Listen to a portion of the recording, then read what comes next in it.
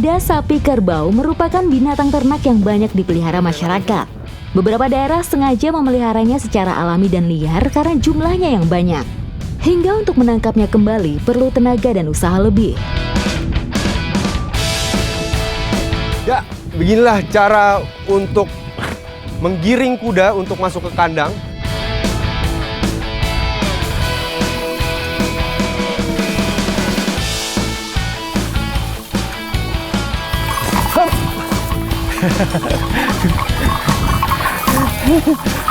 Susah juga ya nangkep sapi.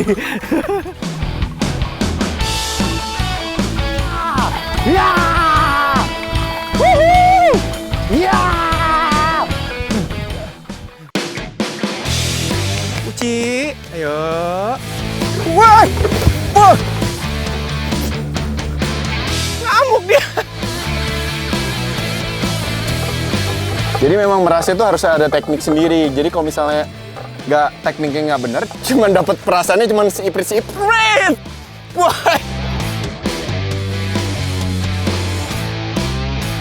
Makan, weh. Ini siapa yang mau makan? Nggak ada yang mau. Weh. Ada yang mau nggak nih? Nggak ada yang mau, Om. Ada nih.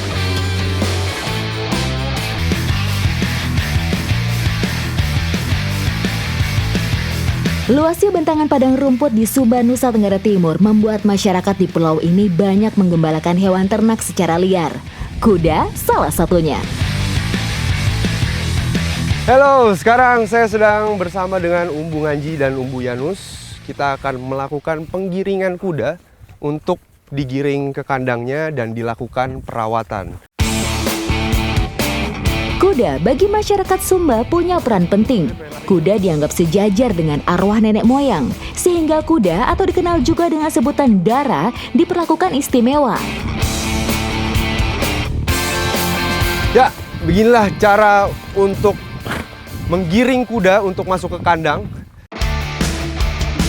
Sudah jadi tradisi masyarakat Sumba memelihara kuda dengan dilepas liarkan di padang rumput atau savana, agar mereka bisa hidup bebas bersama kelompoknya dan mencari makan sendiri. Selain itu, masyarakat juga percaya kuda yang dipelihara secara liar akan lebih kuat tulangnya.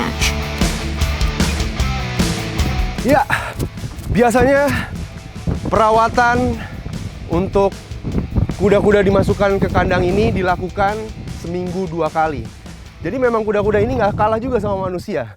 Manusia perawatannya di salon, kalau kuda-kuda ini perawatan di kandangnya. Seperti apa perawatannya? Ikuti jejak saya, jejak petualang.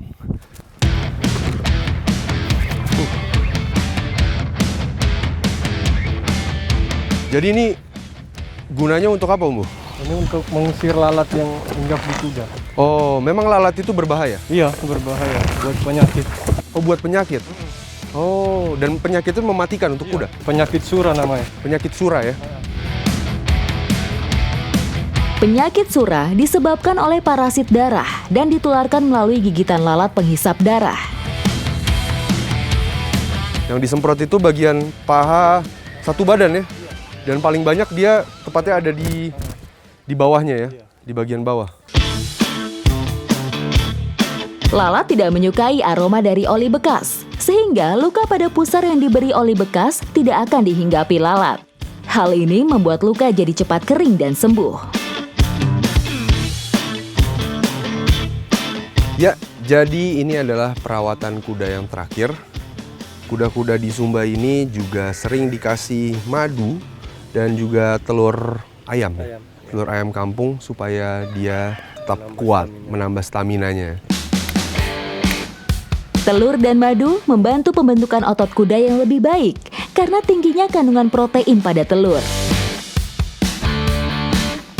Ya, perawatan untuk kuda telah selesai kita lakukan. Ikuti terus jejak saya, jejak petualang.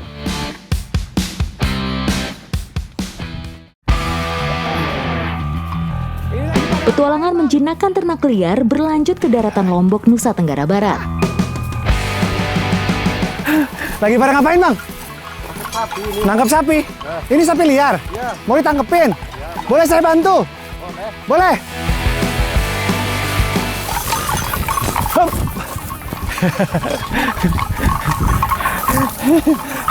Susah juga ya nangkep sapi.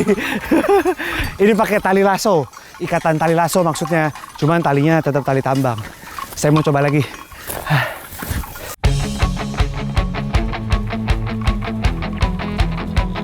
Tradisi menangkap sapi liar bersama masyarakat lereng Gunung Rinjani benar-benar menarik.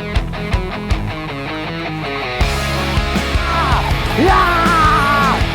Wuhu! Ya!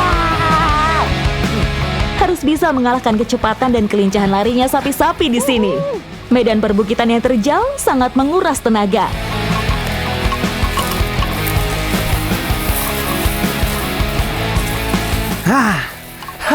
Akhirnya dapat juga satu.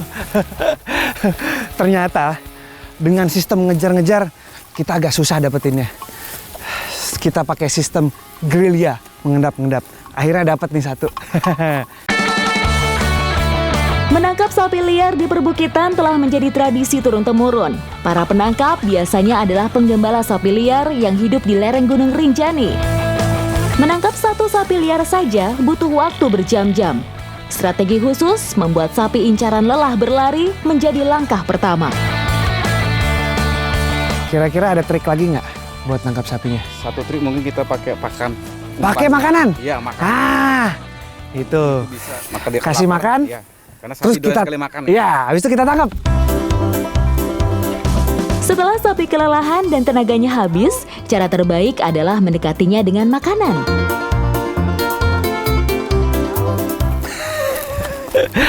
Saya coba nipu dia, ternyata dia tahu. Nih, ada talinya di sini. Dia nggak mau juga. Pinteran sapinya. Pas diangkat. Yes! Yes! Dapat. Ini dia. Berhasil akhirnya. Oke, diikat dulu yang udah berhasil. Apa tangkap lagi satu lagi? Strategi yang cukup manis. Jitu juga ya strateginya. Sapi yang kelelahan pasti lapar dan mudah ditangkap dengan makanan. Sapi tangkapan dibawa ke kandang khusus di atas bukit agar mereka tetap dekat dengan habitat aslinya.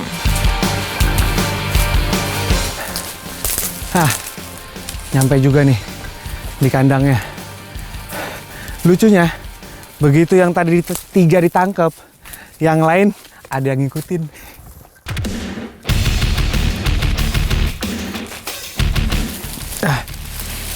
Waduh. Ngamuk dia, ngamuk.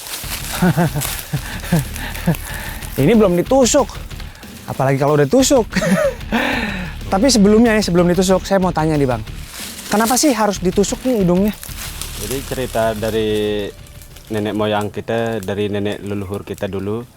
Kalau sebelum ditusuk secara adat orang Bayan sini masih dikuasai oleh setan. Masih dikuasai oleh setan?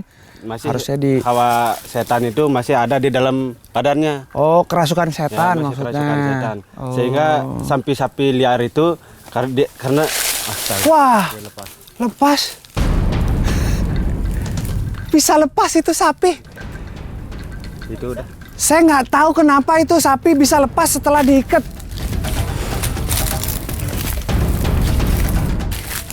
Sekarang kita menggunakan sistem double keamanan agar nggak lepas seperti yang tadi.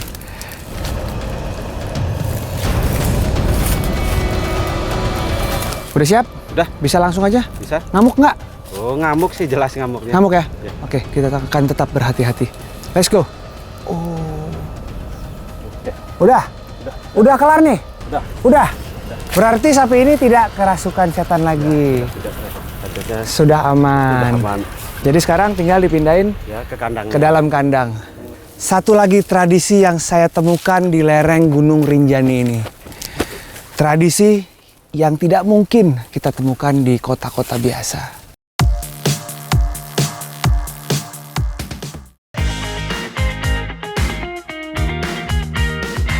Kuda, sapi maupun kerbau tak hanya memiliki nilai ekonomis tinggi. Bukan hanya untuk diambil dagingnya saja. Hasil susunya pun kerap menjadi satu olahan tradisional yang memanjakan lidah. Woi.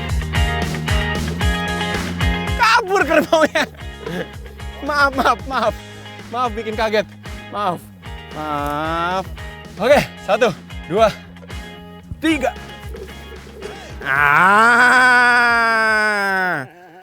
Nih tadi nih yang namanya Uci, jinak dia. Terima kasih Uci. Ayo Pak, ajak putar-putar Pak. Uci, ayo. Wah. Ngamuk dia. Jadi memang dia kaget sih. Buset, untung nih tanah ya. Wow, luar biasa momen itu. Saya minta maaf. Jadi memang kerbau ini memang nggak terbiasa untuk ditunggangi. Jadi memang mereka pun, dia pun juga pasti kaget ya kalau misalnya ada yang ditunggangi kayak gitu. Jadi cara untuk mendapatkan perasan susu itu memang harus dipancing sama anaknya ini. Jadi anaknya ini juga lagi nyusu, tapi si bapak ini berebutan nih sama puting induknya untuk bisa mendapatkan susu sebanyak mungkin juga. Nah, susunya pun juga disimpan di bambu ini Pak ya? Bambu. Biasanya kerbau diperas susunya hanya sekali dalam sehari, yaitu pada pagi hari. Jika beruntung, bisa mendapatkan susu kerbau hingga 2 bambu seperti ini.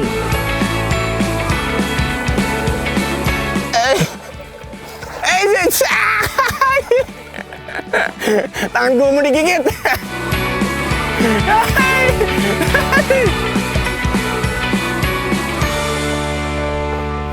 Jadi memang merasa itu harus ada teknik sendiri. Jadi kalau misalnya tekniknya nggak bener, cuman dapat perasaannya cuman seiprit.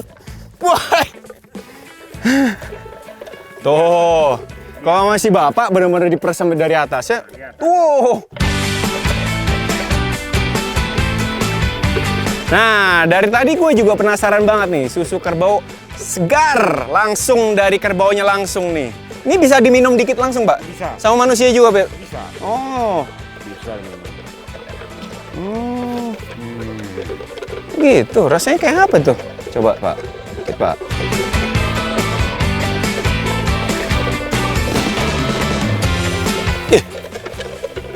Obat ini. Kayak susu sapi, bro, beneran. Ada manis-manisnya dikit juga ya, Pak ya? Iya. Dan ini benar-benar seger loh. Ya, tapi memang ada aftertaste itu masih memang ya berasa ya aslinya kerbau gitu, beda sama sapi. Tapi seger, Pak ya? Bagi masyarakat Minang, kerbau merupakan lambang kemenangan dan kemakmuran. Nah, dari susu kerbau ini akan diolah menjadi makanan. Ini udah ada disiapin bahan-bahannya untuk dijadikan apa nih, Uni? Ampiang dadia. Nah, dari susu ini akan dipindahkan ke bambu ini ya. Boleh bantu pegang, Uni. Nah, dikasih saringannya biar bersih ya, Uni ya. Jadi si susu ini kenapa harus dipindahkan ke batang bambu itu karena memang supaya beku. Iya. Mikroba yang ada pada buluh bambulah yang berperan dalam proses fermentasi ini. Biasanya susu kerbau akan menjadi dadiah setelah disimpan selama 2 hari. Jadi yang ini disimpan 2 hari, ini yang sudah 2 hari disimpan. Oke, oh jadi begini. Nah, maksudnya Uni tadi membeku itu kayak menggumpal. Tuh, jadi kayak semacam yogurt lah gitu.